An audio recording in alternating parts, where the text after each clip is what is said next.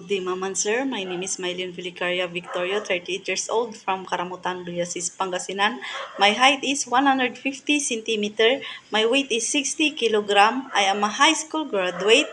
I'm married. I have two children. Ages are 17 years old and 10 years old. They are two boys. I work as a housemaid in Kuwait from August 3, 2022 to August 20, 2024. I serve one couple and two children. My duties are cleaning, ironing, laundry, cooking, and taking care of two children. Ages are 5 years old boy and 9 years old girl.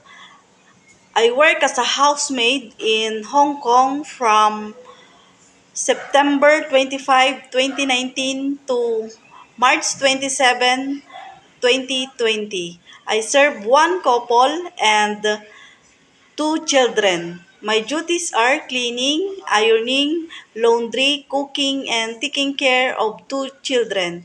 Ages are 6 years old and 8 years old. They are two girls. I want to go to abroad because I want to earn money for the future of my children. To my future employer, please give me a chance or choose me as one of your helper.